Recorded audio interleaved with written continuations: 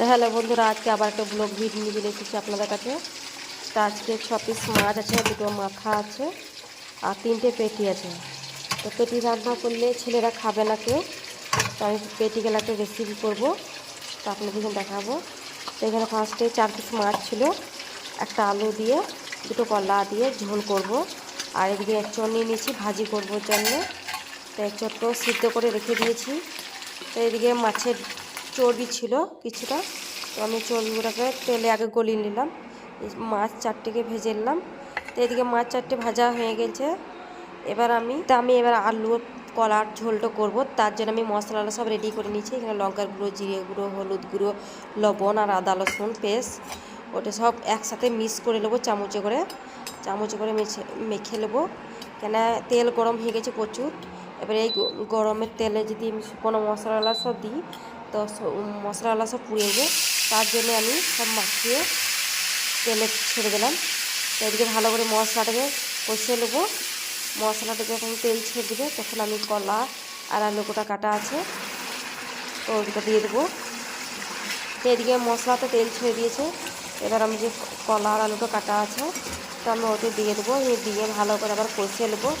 কষিয়ে তেল যখন ছেড়ে দেবে তখন আমি জল দিয়ে পরিমাণ মতো সিদ্ধ করে দিয়ে দেবো। তো সিদ্ধ করা যখন হয়ে যাবে তখন আমি মাছ 4টে দিয়ে দেবো। তো এদিকে ভালো করে কষিয়ে নিই। আপনারা যদি এরকম আলু দিয়ে কলা দিয়ে মাছের ঝোল খেয়েছেন তো কমেন্ট করে জানাবেন।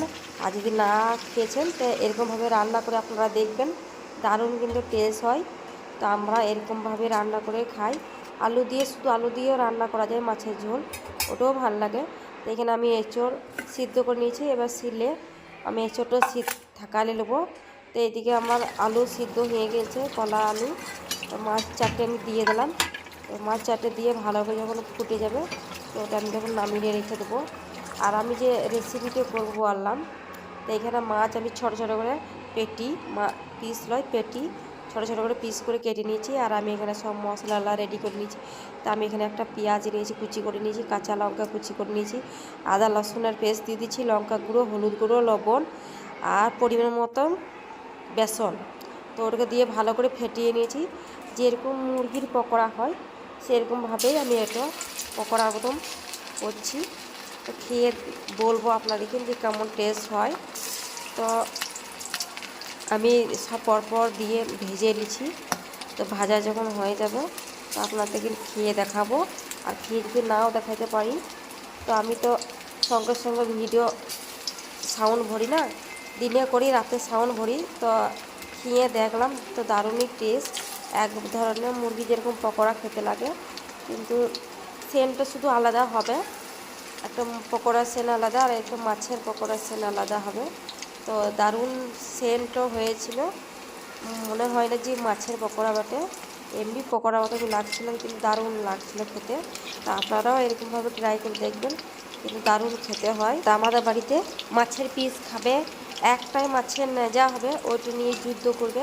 কিন্তু এই পেটি যে থাকবে, পেটি কত সুন্দর লাগে খেতে, কিন্তু বাড়িতে কেউ খাবে না পেটি, শুধু পিস খাবে, নেজা খাবে। আর মাছের মাথা অমনি কেউ খাবে না। তার জন্য মাছের মাথাটা আর পেটি গেলা আমি রেখে দিয়েছিলাম। তো মাছের মাথাটা আমি আজকে ভেজে এমনি পেঁয়াজ দিয়ে সানবো। আর পেটিগুলোকে এরকম পকোড়া টাইপের করলাম। এবার পকোড়া মতন করা যখন হয়ে গেল তখন কিন্তু সবাই খাবে। তো আমি ভাজছি, তাকতে আমার ছেলে চলে এলো, বলছে মুরগির পকোড়া করছে। বললাম না, মুরগির পকোড়া করিনি, মাছের পকোড়া। তো পকোড়াটা কত সুন্দর কালার এসেছে আর কত সুন্দর হয়েছে আর মুচমুচে হয়েছে। তো ভিডিওটি যদি ভালো লাগে লাইক শেয়ার কমেন্ট করবেন, কমেন্ট করে অবশ্যই জানাবেন যে কেমন হয়েছে।